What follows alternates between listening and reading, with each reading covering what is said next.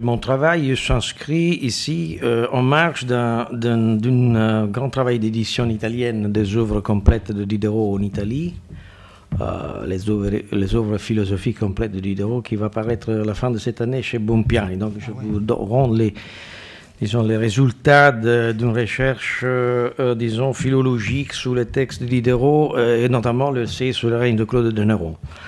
On n'édite pas l'encyclopédie parce que ce sont 5 volumes très lourds, donc on se limite aux œuvres philosophiques. Donc je partagerai mon intervention en 3 parties. La première, où il est question de plaisir, de philosophie biologique et d'esthétique du vivant.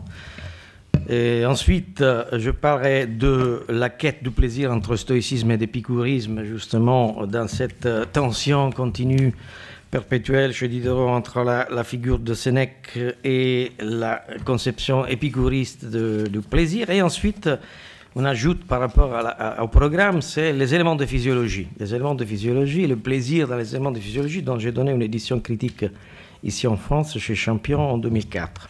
Donc je partirai donc de l'encyclopédie. Et c'est le lieu où Diderot exprime mieux sa conception hédoniste et matérialiste de l'existence. Il le fait non pas à l'article plaisir, qui a de la plume de Desjaucourt, et que c'est un article assez plat, si on peut dire, mais au cœur de l'article jouissance, où il affirme, je cite, « S'il y avait quelqu'un pervers qui puisse s'offenser de l'éloge que je fais ici de la plus auguste et la plus générale des passions. » Donc, il donne cette définition comme la passion suprême, la volupté. J'évoquerai devant lui la nature et je la ferai parler. Et elle lui dirait, « Pourquoi rougis-tu d'entendre prononcer le nom d'une volupté dont tu ne rougis pas d'éprouver l'attrait dans l'ombre de la nuit? Ignores-tu quel est son but et ce que tu lui dois? Crois-tu que ta mère eût épousé sa vie, exposé sa vie pour te la donner, si je n'avais pas attaché un charme inexprimable aux embrassements de son époux? Tais-toi, malheureux, et songe que c'est le plaisir qui t'a tiré du néant. » Voilà, c'est une page, un dialogue puissant entre la nature et un partisan de la morale religieuse. C'est un style typiquement diderotien, un dialogue à deux. Et c'est l'un des lieux majeurs de la conception qu'a Diderot des passions, et notamment de la passion de la volupté qu'il tient pour la première passion.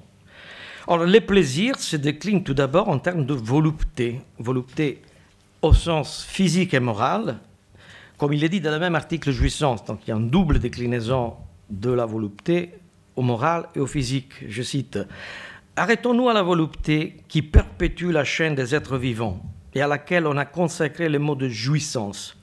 Entre les objets que la nature offre de toutes parts à nos désirs, vous qui avez une âme, dites-moi, y en a-t-il un plus digne de notre poursuite, dont la possession et la jouissance puissent nous rendre aussi heureux que celle de l'être qui pense et sent comme nous, qui a les mêmes idées, qui éprouve la même chaleur, le même transport, qui porte ses bras tendres et délicats vers les vôtres, qui vous enlace et dont les caresses seront suivies de l'existence d'un nouvel être, qui sera semblable à l'un de vous, qui dans ses premiers mouvements vous cherchera pour vous serrer, que vous élèverez à vos côtés, que vous aimerez ensemble, qui vous protégera dans votre vieillesse, qui vous respectera en tout temps, et dont la naissance heureuse a déjà fortifié le lien qui vous unissait. » Voilà, c'est un autre dialogue qui précède le précédent. Donc la conception diderotienne du plaisir, de la volupté, du plaisir en termes de volupté et de l'amour, qui sont des passions très liées ensemble et sont liées dans une même filiation sémantique, est profondément enracinée dans la conception du matérialisme biologique du dernier Diderot, du Diderot de la maturité, et surtout dans la vision de l'être organique, où la référence aux auteurs classiques, surtout et avant tout, joue un rôle essentiel. Alors, Diderot a cultivé l'étude des classiques dès sa jeunesse. C'est pour ça que l'épicurisme et le stoïcisme à la fois jouent un rôle fondamental, à mon avis, dans la construction de cette vision diderotienne des passions. Diderot donc, a cultivé dès sa jeunesse l'étude des classiques. La volupté et la totalité du monde et la vie sont liés ensemble. Un des premiers points de voisinage est l'emploi de la catégorie de totalité en devenir, qui est puisée dans les œuvres des anciens. Les matérialistes anciens, d'abord Épicure et Lucrèce, sont réinterprétés à la lumière de Buffon et Maupertuis. Donc Diderot lit les anciens à la lumière des modernes, de Buffon et Maupertuis, et qui sont à l'origine de cette vision transformiste, comme on l'appelait justement, du cosmos vivant. Et dans le rêve de d'Alembert, dans la bouche de d'Alembert rêveur, c'est une vision qui concerne en premier lieu l'homme et son destin cosmique. Je cite le rêve de d'Alembert. Si lorsqu'Épicure assurait que la terre contenait les germes de tout et que l'espèce animale était le produit de la fermentation, il avait proposé de montrer une image en petit de ce qui s'était fait en grand à l'origine des temps. Que lui aurait-on répondu? Et vous l'avez sous vos yeux, cette image, et elle ne vous apprend rien. Qui sait si la fermentation et ses produits sont épuisés? Qui sait à quel instant de l'association de ces générations animales nous en sommes? Qui sait si ce bipède déformé, qui n'a que 4 pieds de hauteur, qu'on appelle encore dans les voisinages du pôle un homme, et qui ne tarderait pas à perdre ce nom en se déformant un peu davantage, n'est pas l'image d'une espèce qui passe? C'est un passage célèbre. Et encore dans le rêve de d'Alembert, c'est ce sorte de Dieu devenir d'une totalité de la vie et des êtres qui est mis en cause contre l'argument déiste de l'ordre de la nature, l'ordre. Encore sous la caution des matérialistes anciens. Le Dieu matière, ce Dieu devenir, est fort semblable non pas au Dieu de Spinoza, mais à mon avis au Dieu du moine bénédictin Dom Léger-Marie Deschamps. Marie Léger Deschamps, que Diderot avait rencontré en août 1769, juste quelques semaines avant la rédaction du rêve de d'Alembert. C'est une force génésique qui régit d'au-dedans le processus de germination universelle. D'un autre côté, à propos du livre d'Helvétius qu'on vient d'évoquer, de l'homme, non pas de l'esprit, de son ami, qui était son ami en effet, Helvétius, même si le critique Diderot est assez indulgent à l'égard d'Helvétius, à propos de la force de l'âme, que tous sentent, la thèse d'Helvétius était celle que tous les hommes sentent les objets dans une proportion toujours la même. Alors Diderot y oppose l'argument de la différence organique individuelle avec l'exemple de ce qu'il appelle, je cite, la bête féroce de Lucrèce, c'est-à-dire la démesure naturelle de plaisir, qui ne peuvent pas imposer des limites à la jouissance et ne dépendent que des forces de la vie organique. Dit Diderot dans la réfutation d'Helvétius, vous qui donnez tant de force à l'impulsion d'un sexe vers l'autre, songez donc que l'homme vigoureux mais insensible ne sera entraîné par sa passion vers la femme que comme le taureau vers la génisse. C'est la bête féroce de Lucrèce qui, les flancs traversés d'une flèche mortelle, se précipite sur le chasseur et le couvre de son sang. Il veut jouir. Il ne se suit guère. Il se suit peu de toucher et de plaire. Donc, de cette page, nous voyons que jouissance, d'un côté, terme clé de l'encyclopédie, et plaisir ne sont pas synonymes. La jouissance est le côté actif de la matière sensible dans l'homme. L'homme veut jouir, c'est son activité principale. L'autre, le plaisir, c'est le côté passif. Il faut souligner que la même image de la volupté lucrétienne réapparaît dans un autre contexte, dans les salons de critique d'art, le salon de 1767, comme la source des plaisirs esthétiques liés aux figures humaines chez les spectateurs d'un beau tableau. C'est un aspect important de la conception qu'a Diderot de plaisir esthétique. Le lien de la philosophie biologique et la théorie du beau, au sens d'une esthétique de la chose vivante qui rattache le sujet qui éprouve du plaisir, en regardant un tableau, à la construction de son objet de représentation dans la perception, où l'individualité irréductible des jugements de goût apporte leur caractère exquis. Et je cite Diderot dans les salons de 1767, « La multitude n'est pas faite, il s'adresse à Grimm, la multitude n'est pas faite pour recevoir tous les chaînes imperceptibles qui émanent de cette figure, en saisir la mollesse, le naturel, la grâce, la volupté. C'est vous, c'est moi, qui nous laissons blessés, enveloppés dans ces filets. C'est nous qu'ils retiennent invinciblement. Eterno devincti vulnere amoris. C'est une citation, encore une fois, de Lucrèce, vaincu par la blessure irrémédiable de l'amour. Or, ces filets du plaisir sensible, étant attachés au beau de la représentation et à l'objet qui la soutient, suivent la célèbre métaphore du rêve d'Alembert du réseau de fils que le rêve voit à l'origine du développement de la vie d'un nouveau organisme, dont dépend une existence sensible et intelligible. Et c'est dans la théorie de la voluptas lucrétienne, étendue au champ des beaux-arts, le lien entre l'acte formel de la production vivante de l'œuvre et le processus de réception judicieuse de la chose à travers le plaisir, caractérisé par le même plaisir, justement, sentiment de plaisir qui prétend à l'universalité, c'est qui se forme la théorie diderotienne du beau, en tant que perception des rapports. L'artiste et le spectateur peuvent et doivent éprouver un même plaisir, tout en étant celui-ci toujours individualisé et particulier. Il y a un plaisir partagé dans le spectacle de l'art. Or, la troisième partie entière du rêve de d'Alembert n'est au fond qu'une longue plaidoirie de la volupté lucrétienne, avec toutes ses conséquences sur le plan éthique et social. Une théorie qui essaye de synthétiser, comme l'avoue Diderot, des questions d'ordre apparemment hétérogène. Je cite, il y a Bordeaux, les médecins de Montpellier et Mademoiselle de l'Espinasse qui parlent. Et Bordeaux affirme, après avoir pris son café, « Votre question sur l'acte de dégénération est de physique, de morale et de poétique. » Et Mademoiselle de l'Espinasse dit, « De poétique ?» Sans doute, l'art de créer des êtres qui ne sont pas, à l'imitation de ceux qui sont, est de la vraie poésie. Et cette fois-ci, au lieu d'Hippocrate, vous me permettez de citer Horace. Ce poète ou faiseur dit quelque part « Omne tulit unctum qui misquit utile dulci », c'est-à-dire il enlève tous les suffrages, celui qui a mêlé l'utile à l'agréable. Le mérite suprême est d'avoir réuni l'agréable à l'utile. La perfection consiste à concilier ces deux points. L'action agréable et utile doit occuper la première place dans l'ordre esthétique. Fin de citation. Donc le rêve d'Alembert se clôt sous cette affirmation, sous cette union à la manière un peu de Helvétius de l'utilité et surtout du plaisir esthétique qui doit être le plus possible réuni. Mais encore dans un autre contexte d'esthétique, où l'esthétique et la biologie de Diderot sont foncièrement liées.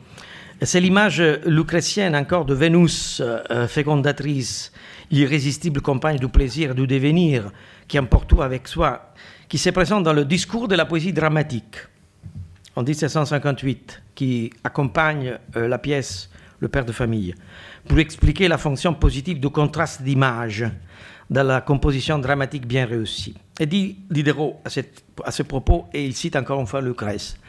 Lucrèce a bien connu ce qui pouvait l'opposition du terrible et du voluptueux, lorsque, ayant à peindre les transports effrénés de l'amour, quand il s'est emparé des sens, il me réveille l'idée d'un lion qui, le flanc traversé d'un trait mortel, s'élance avec fureur sur le chasseur qui l'a blessé.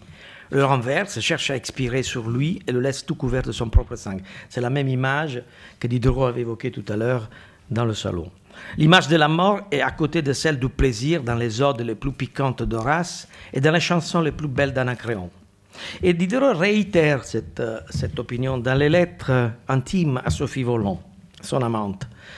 Et dans ces lettres, Diderot lui expose encore en termes épicurien sa conception esthétique du sublime cette fois-ci. Qu'est-ce que c'est que le sublime dans l'art? Alors il dit à Sophie, les grands effets naissent partout des idées voluptueuses, entrelacées avec des idées terribles.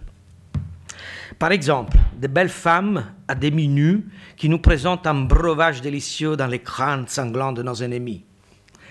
Voilà le modèle de toutes les choses sublimes. C'est alors que l'âme s'ouvre au plaisir et frissonne d'horreur. Voilà, c'est du Diderot, là. Ces sensations mêlées la tiennent dans une situation tout à fait étrange. C'est le propre du sublime, de nous pénétrer d'une manière tout à fait extraordinaire. C'est une lettre intime, ce n'est pas un ouvrage publié, mais c'est assez efficace. Or, les salons sont de même parsemés d'observations analogues qui lient les plaisirs esthétiques à l'incommensurable pouvoir de la déesse Aphrodite qui opère sous l'esprit du jouisseur de l'œuvre.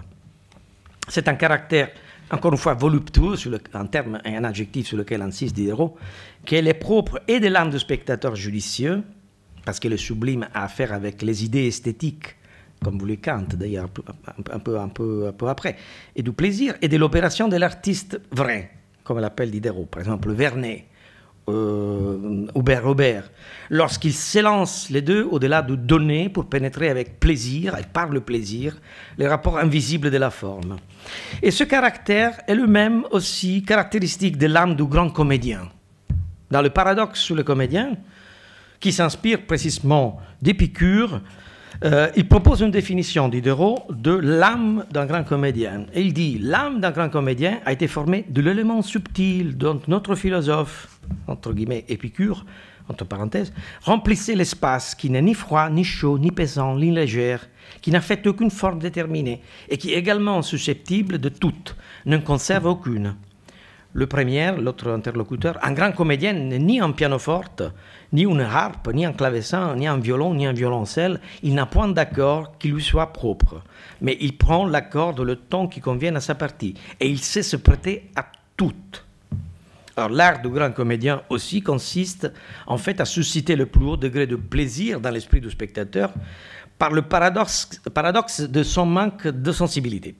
C'est la thèse fameuse du paradoxe sur le comédien. Le comédien n'a pas de sensibilité, mais il est capable de susciter les plus grands plaisirs et la plus forte émotion dans le spectateur. À l'article beau de l'encyclopédie, Diderot semble ensuite rapprocher de la mobile imagination lucrétienne et du système sceptique des pyrrhoniens à la fois cette capacité d'un sujet multiforme de se plier vers le beau grâce à l'artifice du langage. Ailleurs, c'est de nouveau le grand artiste Vernet, le peintre, maître de vérité sur la toile, qui est le connaisseur de l'âme lucrétienne guidée par le plaisir, spectatrice de la naissance du monde. Et Vernet, c'est l'un des peintres préférés, chéris par Diderot. Il avait même acheté un tableau d'une marine de Vernet et le gardait dans son bureau. Or, je veux venir ici maintenant à la quête du plaisir, justement chez les stoïciens, l'épicurisme. Le matérialisme vitaliste, ce matérialisme qui se concrétise dans les œuvres esthétiques en termes d'une sorte de théorie des rapports de plaisir, finalement, des salons jusqu'au paradoxe. Le matérialisme vitaliste de Diderot cherche à trouver une caution théorique dans l'histoire de la pensée antique. C'est sans doute cela. Mais pourquoi Sénèque? Pourquoi Sénèque comme le dernier abord du matérialisme diderotien? C'est ça la question qui est intéressante. Pourquoi pas Épicure au lieu de Sénèque? Or, l'intérêt vers le stoïcisme vient de loin chez Diderot. La philosophie et l'éthique de Sénèque définit d'abord éclectique, suivant la définition célèbre de l'encyclopédie. Qu'est-ce que c'est un philosophe éclectique? C'est lui qui foule au pied tout l'autorité, la tradition, etc. Et sait construire une philosophie domestique à son propre usage. Eh bien, l'éclectique est d'abord le modèle du sage qu'offre à Diderot. Et ça, c'est un auteur qu'on n'a pas assez étudié, Cicéron. Cicéron, qui est un auteur, une figure de rhéteur latin, qui est présent dès l'essai sur le mérite de 1745 et qui va être assimilé à celle de l'éclectique systématique et libre penseur et qui mériterait une étude approfondie qui dépasse maintenant les limites de mon analyse ici. Mais la philosophie et l'éthique du sage vient d'abord à Diderot de Cicéron. Qui donne le premier point de repère utile à Diderot à une époque où ces conventions scientifiques deviennent de plus en plus solides. Pour accomplir la soudure entre le matérialisme mécanique issu d'Épicure et le rationalisme moniste et organiciste de Maupertuis-Spinoza, si on peut dire, Maupertuis-Buffon-Spinoza. Alors il y a cette convergence de sources très, très compliquée où l'on trouve d'un côté Épicure et la philosophie antique et de l'autre côté Spinoza, à mon avis aussi, et Maupertuis-Buffon. Et Sénèque est une sorte de trait d'union qui permet d'accomplir cette soudure entre le rationalisme moniste organiciste de Maupertuis, Spinoza, Buffon et le domaine de la morale. Le domaine de la morale, du plaisir et de la philosophie de la nature. Or, il y a aussi une circonstance contingente qui explique l'intérêt de Diderot envers Sénèque. C'était l'édition que Henri Lagrange et le baron d'Holbach, avec toute sa coterie, avaient organisé à toutes les années 70 des œuvres complètes de Spinoza en français. Et en même temps, dans cette grande usine d'Holbachienne, il y avait aussi, comme l'a dit Madame hier, l'édition de Lucrèce. Alors là, il y a un projet de longue haleine de la part non seulement de Diderot, mais aussi de d'Holbach et de tous les philosophes de la coterie holbachique pour mettre en avant la philosophie hellénistique, si on peut dire toute la philosophie hellénistique, comme un modèle de philosophie morale utile pour les matérialistes. Pourquoi utile pour les matérialistes? C'est ça qui est la question qui nous intéresse. Alors, il y a deux éditions que donne Diderot de l'essai sur la vie de Sénèque. La première de 1778, intitulée L'essai sur la vie de Sénèque, le philosophe, sous ses écrits et sous les règnes de Claude de Néron. Et une deuxième édition à la fin de sa vie, en 82, intitulée L'essai sur les règnes de Claude de Néron et sur les mœurs et l'écrit de Sénèque, pour servir d'introduction à la lecture de ce philosophe. Et c'est là où l'on constate qu'il voulait faire devenir cet essai l'introduction à l'édition de Lagrange, en 82. Et tous les deux présentent un Sénèque sous les traits de l'adversaire des stoïciens rigoristes, et qui haïssent le plaisir, sous les traits de Épicure. Alors, il y a un Sénèque avec la masque d'Épicure. Et le même Sénèque est à la fois la cible du mécanicien réprouvé Lamétrie, qu'il condamne Diderot et prend comme cible de sa critique dans l'essai dans la deuxième édition. Donc Lamétrie qui avait écrit son traité de bonheur, son ouvrage, que Diderot appréciait beaucoup en 1945 quand il avait écrit l'essai sur les mérites et la vertu, et que maintenant il réfute. Et à ce moment-là, Diderot, dans l'essai sur Sénèque de 82, qu'est-ce qu'il fait? Il condamne Lamétrie, il condamne soi-même. Il fait une critique à un auteur jeune et qui a donné un jugement irréfléchi sur cet auteur. C'était lui-même en 1945. Et donc, il saisit l'occasion pour s'autocritiquer, pour critiquer Lamétrie. Mais Sénèque est devenu désormais le vrai éclectique, capable de satisfaire aux différents buts de la vertu et de la félicité. C'est l'incarnation théâtrale d'une antinomie de la raison pure, pour le dire avec Kant, dont les implications seront senties par le camp de la troisième critique, de la deuxième et de la troisième critique. À la même époque, lui aussi un vieux disciple des moralistes anglais d'ailleurs, Pope, Shaftesbury, Burke. Et voici comme Diderot nous présente ce Sénèque éclectique, polyédrique, en fin de compte diderotien. Je cite, Sénèque faisait grand cas des stoïciens rigoristes, mais il était stoïcien mitigé, et peut-être même éclectique. Raisonnant avec Socrate, doutant avec Carnéade, luttant contre la nature avec Zénon, et cherchant à s'y conformer avec Épicure, ou à s'élever au-dessus d'elle avec Diogène. Des principes de la secte, il n'embrassa que ceux qui détachent de la vie, de la fortune, de la gloire, de tous ces biens, au milieu desquels on peut être malheureux, qui inspirent le mépris de la mort et qui donnent à l'homme la résignation qui accepte l'adversité et la force qui la supporte. Donc c'est un Sénèque qui un peu couvre toute la philosophie hellénistique, si vous voyez bien, non? Donc il couvre et même les cyrénaïques, si vous voulez. Ce caractère, donc à la fois éclectique au sens littéral, comme nous l'entendons, et au sens de libre penseur, et d'encyclopédiste, si l'on pourrait dire, connaisseur en pratique de toutes les doctrines, c'est le trait originel que Diderot ajoute dans son portrait à la sorte de pillage des sources qu'il fait d'habitude, comme c'est dans son costume. Vous savez, Diderot puisait par-ci par-là dans ses sources. Et en particulier, il avait puisé dans l'œuvre de l'abbé Ansquer de Ponsol, qui avait écrit un ouvrage intitulé « L'analyse des traités de bienfaits et de la clémence de Sénèque » en 1976. Précédé d'une vie de Sénèque qu'il faut lire à côté des autres textes contemporains de Juste Lipse, de Simon Goulard, d'Henri Lagrange, etc. Et du même baron d'Holbach, d'ailleurs, qui écrit sur Sénèque, qui dans son système de la nature cite Sénèque comme maître d'éthocratie. Or, la synthèse d'éthique stoïcienne de matérialisme hédoniste épicurien, c'est vraiment la constante de ce dernier travail de Diderot, sur un modèle de philosophie matérialiste sui generis. Car matérialiste est défini déjà dès l'encyclopédie, la secte stoïcienne, à l'article stoïcisme de l'encyclopédie. Il est défini matérialiste. Et je cite l'article en question. Quoique Dieu soit présent à tout, c'est dans l'article, donc la fin de l'article stoïcisme, agite tout, veille à tout, et l'âme qui dirige les choses selon la condition de chacune et la nature qui lui est propre, quoi qu'il soit bon et qu'il veuille le bien, il ne peut faire que tout ce qui est bien arrive, ni que tout ce qui arrive soit bien. Et ce n'est pas l'art qui se repose, mais c'est la matière qui est indocile à l'art. Dieu ne peut être que ce qu'il est, et il ne peut changer la matière. Il n'est pas difficile de conclure de ces principes que les stoïciens étaient matérialistes, fatalistes et, à proprement parler, athées. Diderot avait déjà, dans l'article, et là c'est un ajout à la source de Brucker, de la Historia Philosophiae, la philosophie critique de Brucker. Donc c'est une injonction à Diderot lui-même, ça ne se trouve pas chez Brucker, chez la source. Donc voilà, aussi légitimement que chez Spinoza et les matérialistes, les spinozistes modernes, comme ils les appellent dans l'encyclopédie, Diderot croit voir en Sénèque un compagnon d'aventure intellectuelle, un matérialiste.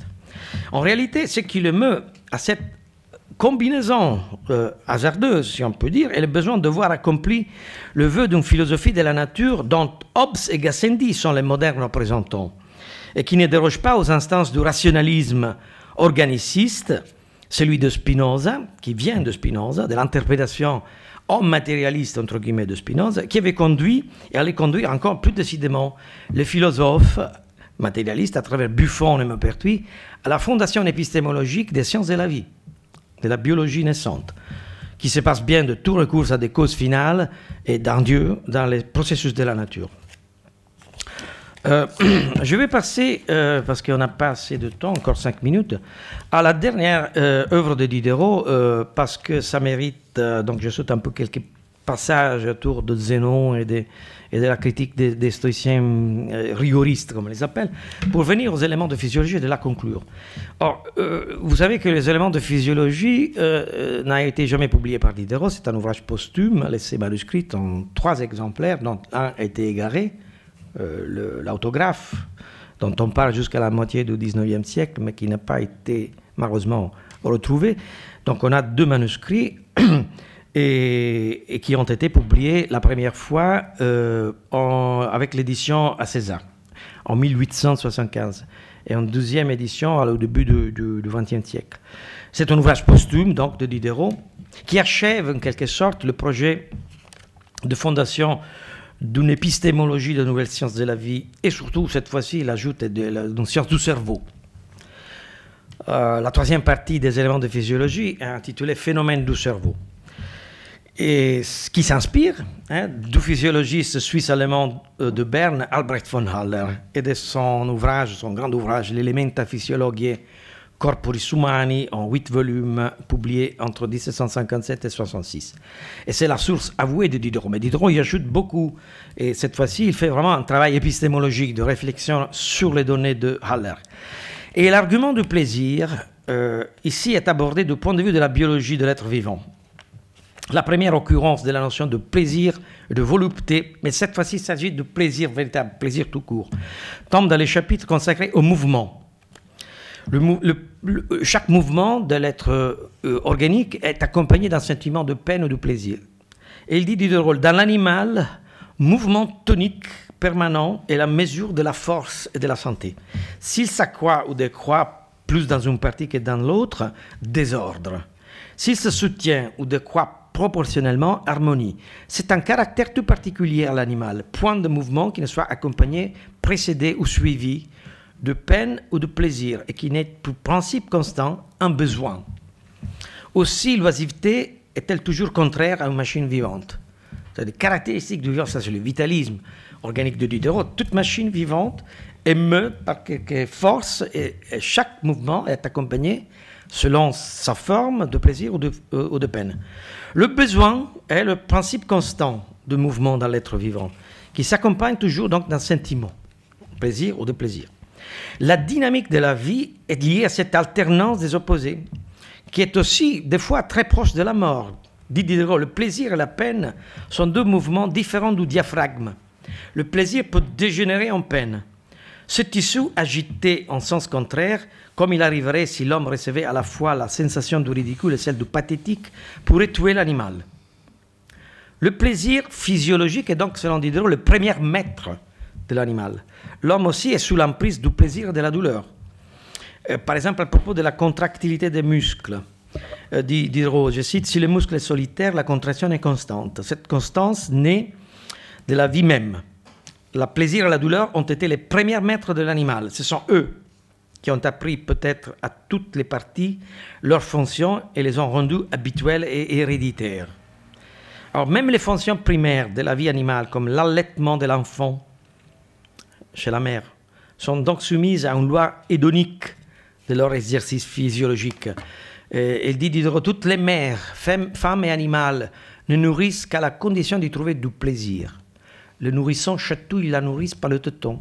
De là, la tendresse des nourrices pour des enfants qui les têtent bien. C'est une longue manière de jouir. Alors là, on pourrait ouvrir toutes les parenthèses sur Freud, sur le principe du plaisir, etc. Je n'ouvre pas là.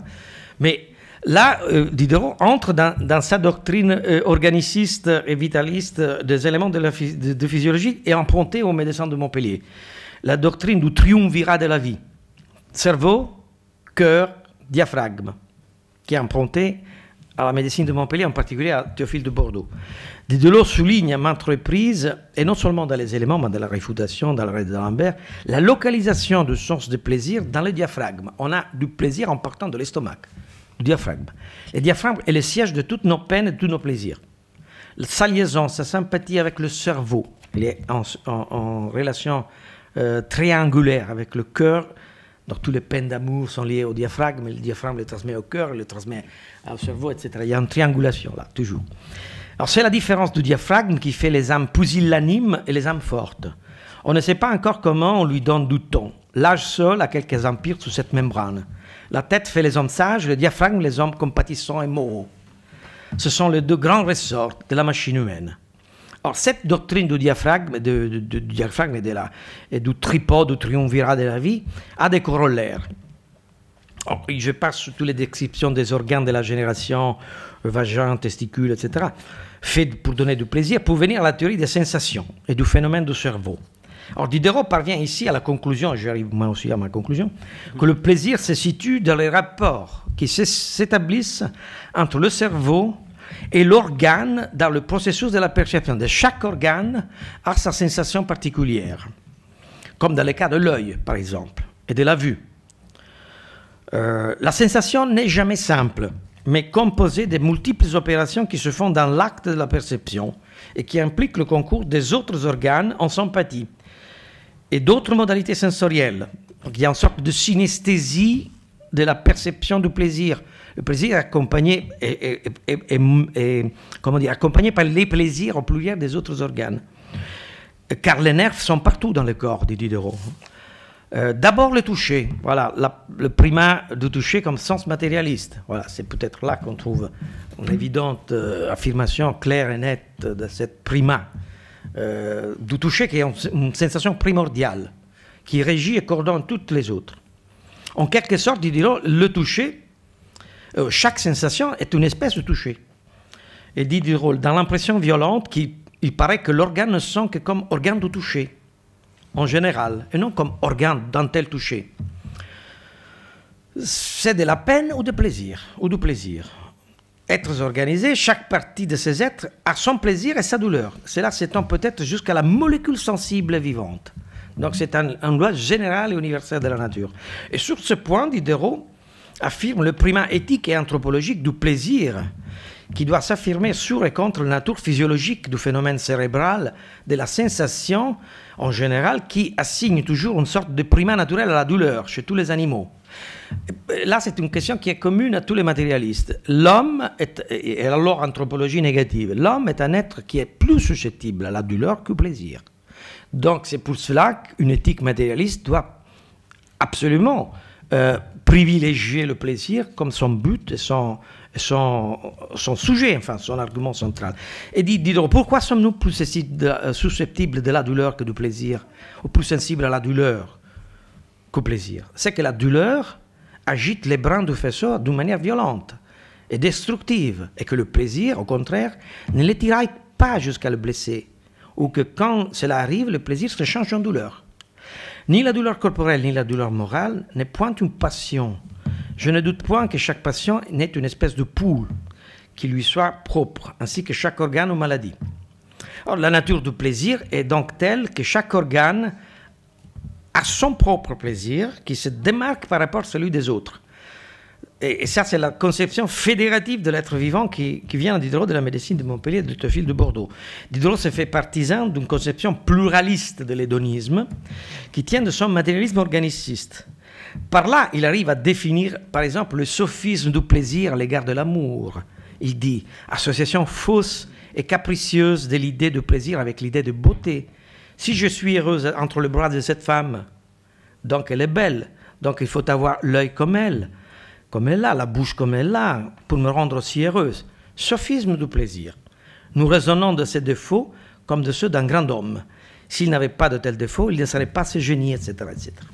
Or, la machine sensible est faite de sorte que tous les ressorts ont chacun leur domaine de sensibilité propre et donc leur plaisir au pluriel.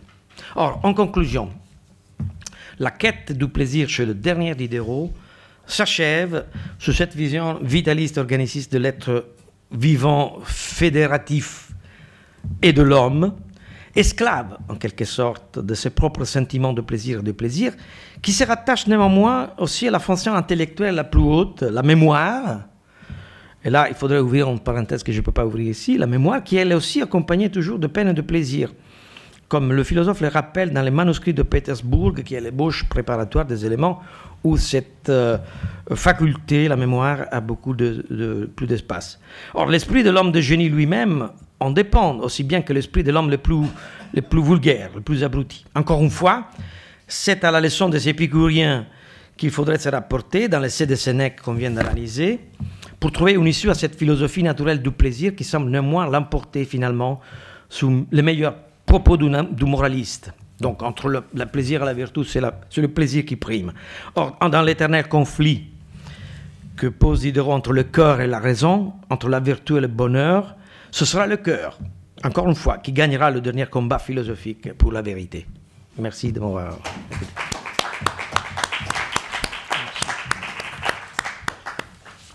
Merci beaucoup pour cette conversation qui me plaît beaucoup. Et ma question, c'est une question pour me instructer sur quelque chose, et sur la Vénus métaphysique de Maupertuis. Parce que vous avez souvent parlé de Maupertuis, oui. Et il me semblait qu'il y a beaucoup d'analogies entre ces deux conceptions. Et ça m'intéresserait beaucoup où les ont et comment était la relation de Diderot à Maupertuis et tout ça.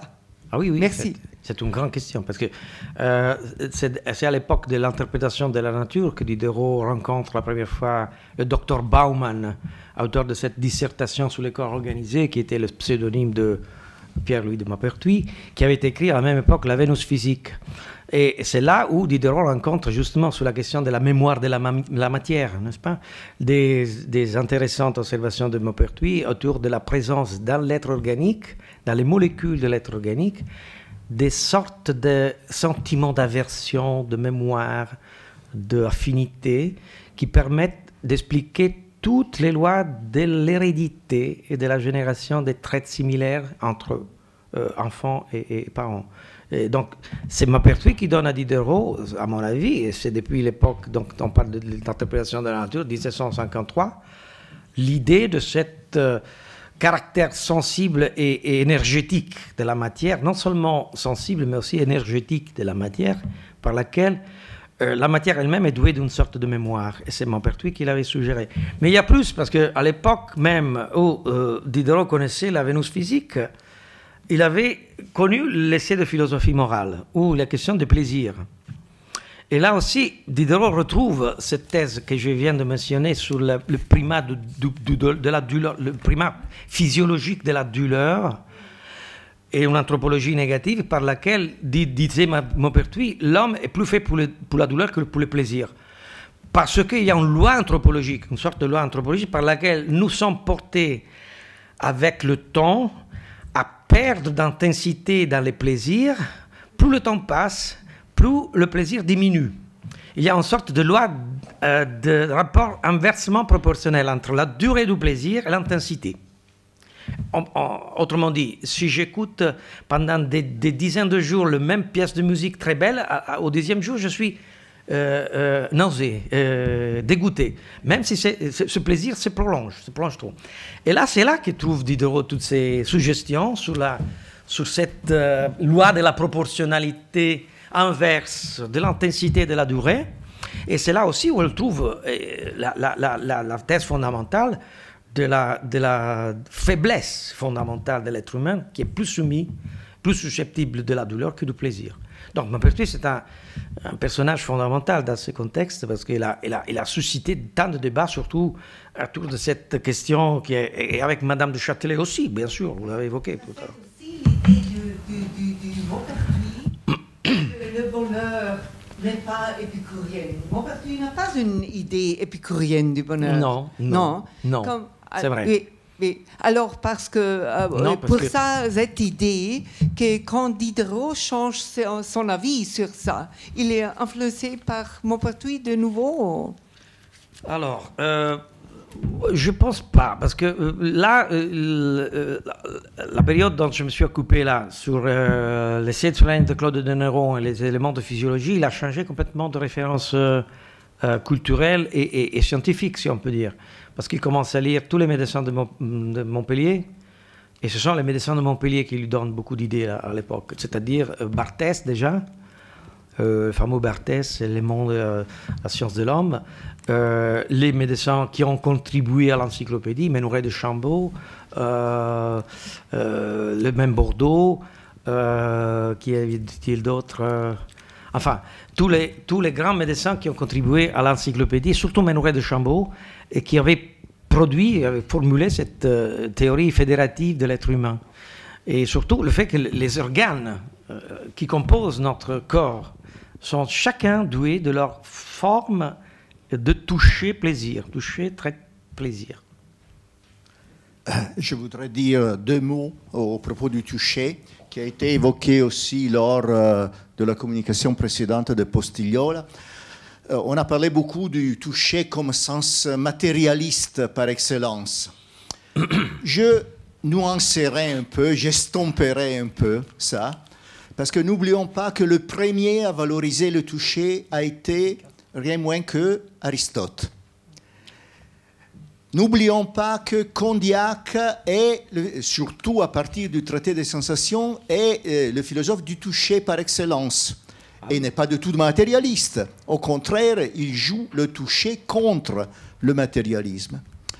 On a évoqué plusieurs fois, lors de la communication précédente, Descartes comme philosophe de la lumière, donc de la vue, c'est vrai.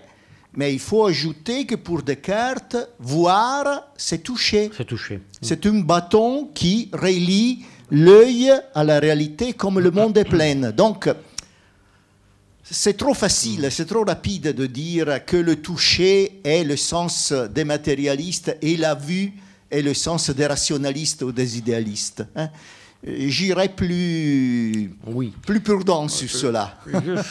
Pour Diderot, évidemment, c'est différent. Pour Diderot, évidemment, c'est différent. Mais généraliser en disant le toucher est le sens, la primauté du toucher est un signe évident d'une approche matérialiste, sur cela, je ne serais pas d'accord. Oui, alors, il faudrait distinguer, Gianni, à mon avis, oui, tu as raison, à propos de Descartes, tout à fait, parce que là, on est surtout dans une question épistémologique très, très sérieuse, celle d'une physique du plan. Alors, dans une physique du plan, il peut y avoir de mouvements qui par contact, donc il y a le toucher. Tout sang est un toucher. Dans une physique du son, tout sang est un toucher. Alors là, il n'y a plus de distinction matérialiste, spiritualiste, dualiste. C'est une question épistémologique centrale, celle d'assurer les lois du mouvement et de l'inertie. Et dans la physique cartésienne, ce n'est que par le toucher, justement, que tout se produit.